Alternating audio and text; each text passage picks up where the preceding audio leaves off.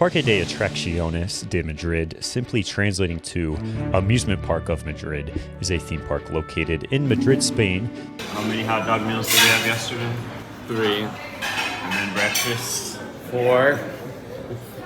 The area opened in 1969, and it features 36 rides, 7 of them being roller coasters. The park has 4 different zones: Nickelodeon Land, Tranquil Zone, the nature area, and the machine area, which features most of the thrill coasters and larger and louder rides. These areas create a nice mix between amusement park and nature-like park. It has the city park feel, and that's great, especially coming from the very desert-like vibe of Parque Warner. This is a much smaller park, more quaint park, and kind of just a quieter park. It's really beautiful. Look at the waterfall in the middle. We're at Parque de Attracciones de Madrid. If you drive to the park, you'll likely enter this park where you'll see a large fountain and waterfall area with pathways on either side. It's a multi-leveled pathway, kind of tiered as you go up, a very nicely landscaped area. And if you took the train here, you'll probably come in through the back entrance, which is in this more tree-filled like setting. They do have some pretty good attractions and family rides, and this is a very busy park, so it's extremely important to get to the rides quickly or consider a fast pass while you're here. The lines are pretty long here, and they aren't the most welcoming queues. They're not that much fun to wait in. They're generally hot and they're cramped. ABISMO is the line that seemed to remain the longest throughout the day because of the one train operation that's required for the attraction, since it's all one big block zone, really just being the one lift that also acts as the brake at the end. So it would be the first ride that we'd visit, and then we'd quickly make our way to the other low capacity rides in the park.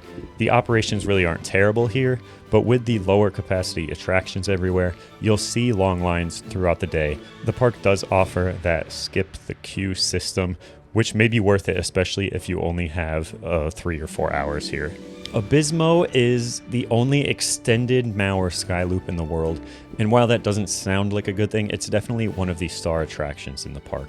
The Maurer restraints really aren't my favorite, with the bar kind of sitting on your stomach instead of your lap. It just makes for kind of a gut punch type of ride. This ride does really have some nice hang time though, strong positives, and really great airtime as well. It definitely was the surprise at the park since I didn't expect much going in, but it's not too rough, and overall it'd probably be my favorite high thrill coaster inside the park.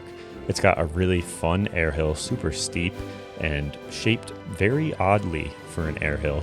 The turnaround's also really fun with some snappy moments in that turn, and it's pretty impressive to look at too. I think these rides in general do look visually appealing.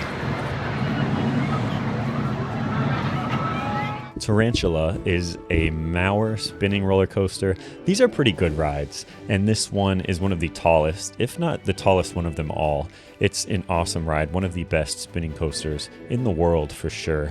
Pretty long and disorienting layout, with really large drops and turns that are kind of unexpected for this small gauge track and the tiny vehicles that are on it. You don't really notice how high you're going until you're on the ride at the top of the lift hill and realize that, whoa, you're way up there.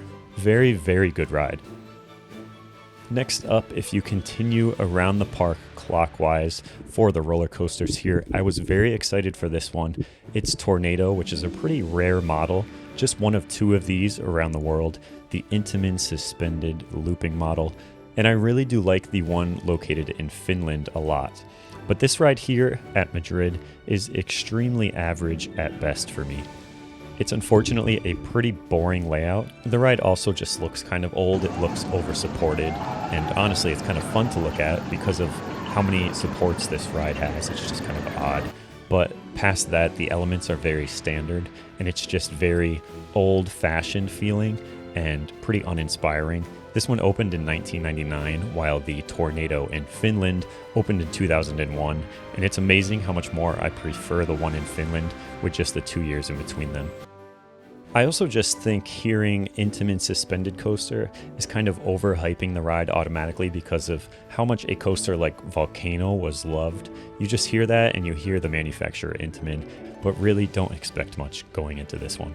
Tornado is an okay coaster, but honestly, I don't think it's any better than any B&M inverts out there. It's good, but the layout's kind of just boring. Doesn't do anything special, and B&M just does the invert better. All the way over to the other side of the park, the TNT mine train. It has a nice entryway and some light theming around this layout. It's a Gerstlauer mine train, and it's a really great family coaster.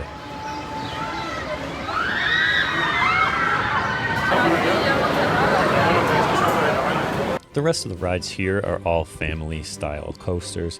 Vertigo is the Wild Mouse, and then the two kiddie coasters inside the park include a small Paw Patrol roller coaster, and then an odd Zamperla suspended, like Wild Mouse-like ride themed to Fairly Odd Parents. And that rounds up the coaster lineup here. The Walking Dead Haunted House is an upcharge attraction at the park. We only had a limited time at this park, so we'd unfortunately miss this walkthrough. Some other attractions in the park include a wide variety of water rides. There's a jungle cruise like ripoff with no skipper on board and these smaller boats. There's a splash boat ride and a rapids ride, plus a pretty good log flume that's worth doing. A nice mix of water rides, really. And finally, a 4D theater, a suspended monorail, a top spin, a star flyer, and also an Intamin drop tower as well. These feature some pretty good drops, so it's also worth a ride if you haven't been on this second generation, I believe, Intamin drop tower. Really quite the collection of rides at the pretty small in size theme park. They crammed in a lot for the space that they had. And there's also some shows on the sides of pathways, and overall enough to fill a whole day if you took it really slow and wanted to bring in some food and maybe have a picnic. We were here for 6 hours total, and I don't think we were ever really bored. We ate inside the park.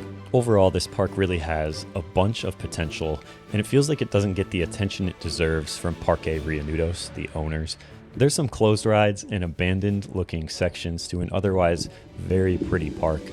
It's more of a sit in the park and relax type place instead of focusing on any real star attractions. And it does that part really well with a lot of areas to really just have that picnic and relax. People were just taking midday naps in the middle of the park here. I believe that if this was owned privately or by the city, it really could be one of the best parks, but it does lack something even though it has a lot of character. That will do it though from the small and pretty little amusement park.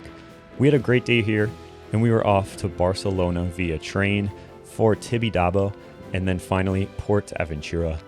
So until next time, thank you as always for watching these little reviews, and see ya.